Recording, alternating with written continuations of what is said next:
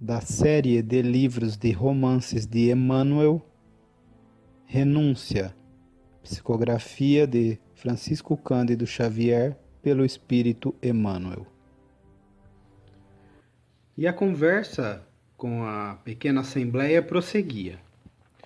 No templo de pregações públicas, concluía a filha de Madalena, sem afetação, poderemos receber as inspirações externas, ao passo que, no culto íntimo, entramos em contato com o próprio eu, recebendo divinas mensagens da consciência. Os diversos ministros religiosos têm fórmulas convencionais. Nós, como sacerdotes da própria iluminação, temos as expressões espontâneas da vida. Jacques engolfara-se em prolongado silêncio, como se estivesse chegando a um mundo novo de preciosas revelações. E Susana, vendo o companheiro quase estático, considerou eminentemente comovida. Em verdade, Alcione, teus raciocínios abrem novos horizontes ao nosso espírito. Sempre estudamos o Evangelho, mas de minha parte, devo confessar a dificuldade em me adaptar aos ensinamentos. Sinto-me tão pecadora, tão humana, que cada lição me soa como rigorosa censura. Por que experimento assim as santas narrativas como dilacerantes acusações? A jovem fitou-a com olhos muito lúcidos e esclareceu. Tais impressões devem ser passageiras. O Evangelho é mensagem de salvação, nunca de tormento. Na realidade, conhecemos a extensão da nossa indigência e o grau das nossas fraquezas, mas a misericórdia divina restaria imota, imóvel, sem as nossas quedas e dolorosas necessidades. O cristianismo jamais será a doutrina de regras implacáveis, mas sim a história e a exemplificação das almas transformadas com Jesus, para a glória de Deus. Se as lições do Mestre apenas nos oferecem motivos de condenação, onde estariam as grandes figurações evangélicas de Maria Madalena, Paula de Tarso e tantas outras? No entanto, a pecadora transformada foi a mensageira da ressurreição. O inflexível e cruel perseguidor, convertido, recebeu de Jesus a missão de iluminar o gentilismo. Susana seguia a exposição de olhos muito brilhantes. Nunca sentira tamanha impressão de bem-estar no trato das leituras santas. Nas confissões, que nunca chegara a conjugar com a grande falta da sua vida, nada recebia do sacerdote senão amargas reminisções. Os padres lhe ministravam penitências, mas nunca lhe ofereciam um roteiro seguro. Sempre dera ao altar valiosas contribuições monetárias, mas agora chegava à conclusão de que era indispensável cooperar com todas as energias espirituais para o próprio aperfeiçoamento. Tuas interpretações, asseverou a senhora Davenport, são altamente consoladoras. De uns exemplos para cá, tenho refletido a amargura da inutilidade de muitos ensinamentos recebidos na infância. Por que terei aprendido a virtude e não a cultivo a rigor? E com tais dúvidas íntimas, passo a analisar as criaturas com profundo pessimismo, chegando a crer que a humanidade, de modo geral, vive negando Jesus a cada momento. Alcione, que prestava especial atenção aos conceitos expendidos, obtemperou.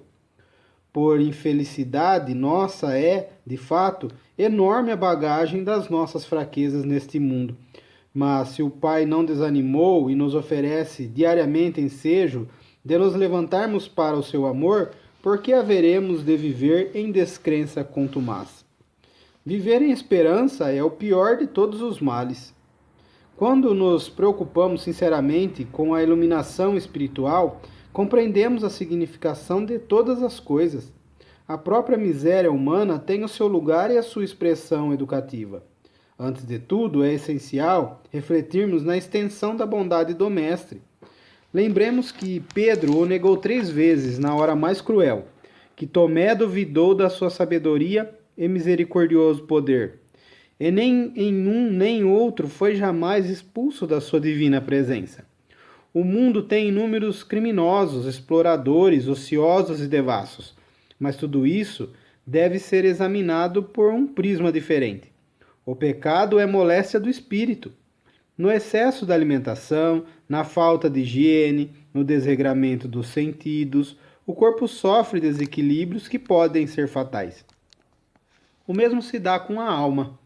Quando não sabemos nortear os desejos, santificar as aspirações, vigiar os pensamentos, sempre acreditei que as enfermidades dessa natureza são as mais perigosas, porque exigem remédio de mais dolorosa aplicação.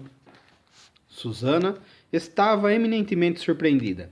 Aquelas explicações tão simples tocavam-lhe o coração nas fibras mais sensíveis. Somente agora identificava a sua moléstia espiritual. Nos dias mais tristes da vida conjugal, entre remorsos e revoltas, muitas vezes indagara de si mesmo os motivos que a levaram a desventurar a filha de Dom Inácio.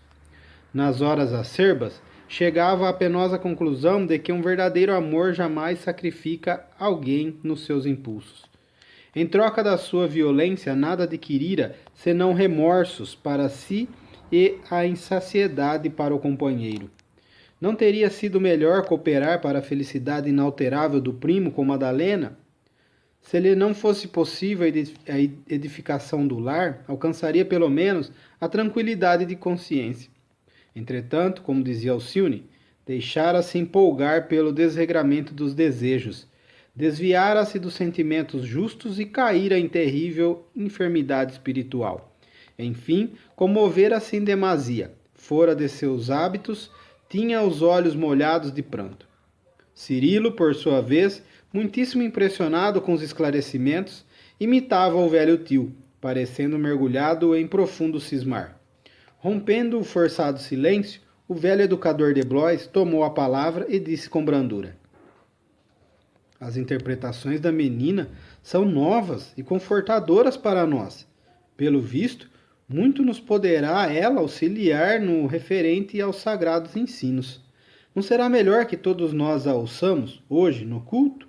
Dessarte saberemos como funcionava a sua igreja doméstica em Ávila e poderemos enriquecer as nossas experiências. Alcione, sempre humilde e sincera, tentou esquivar-se, mas Cirilo e Susana reforçaram a proposta do bondoso ancião e não houve como eximir-se a delicada incumbência. Jacques entregou-lhe o volume do Novo Testamento, mas antes de o abrir, ela explicou: Em nosso grupo familiar, de Castela a Velha, meu tutor dizia que o estudo das letras santas é comparável a uma pesca de luzes celestiais. O rio da vida, afirmava, está sempre correndo e é indispensável energia serena e vontade ardente, a fim de mergulharmos na coleta dos valores divinos. Enquanto o homem se mantiver tíbio, desencantado, indiferente ou pessimista, dificilmente poderá encontrar no Evangelho algo mais que os sublimes apelos do Senhor. Em tais condições negativas, recebemos os convites do Cristo, mas frequentemente ficamos ignorando a tarefa. Somos chamados ao banquete da verdade e da luz, mas comparecemos como comensais bisonhos, mal sabendo como iniciar o suculento repasto. O ensinamento de Jesus é vibração e vida, e como o estudo mais simples demanda o esforço de comparação, não podemos versar o Evangelho sem esse esforço. Muitos procuram nestas páginas somente motivos de consolação, esquecendo a essência do ensino. Mas seria um contrassenso vir ao Mestre, a nós, dos espaços gloriosos da imortalidade, apenas para nos adoçar o coração, onusto de perversidades e fraquezas humanas? Jesus é a fonte do conforto e da doçura supremos. Isso é inegável. No entanto, reconhecemos que uma criança que somente receba consolações e mimos paternos arrisca-se a envenenar o coração para sempre na sede insaciável dos caprichos. Não devemos acreditar que o Cristo só haja trazido ao mundo a palavra revigorada e afetuosa, senão também um roteiro de trabalho, que é preciso conhecer e seguir, em que pesem as maiores dificuldades. Para isso, é indispensável tomar os nossos sentimentos e raciocínios como campo de observação e experiência, trabalhando diariamente com Jesus na construção da arca íntima de nossa fé. Naturalmente que essa edificação não prescinde do material adequado. constituído pelas virtudes e conhecimentos nobres que adquirimos no curso da vida. São esses os elementos que procuramos em nossa pesca das luzes celestiais, para que, recebendo as consolações de Jesus, sejamos igualmente operosos e trabalhadores. A pequena assembleia entreolhava-se grandemente surpresa. Cada qual parecia mais deslumbrado com o comentário da jovem intérprete.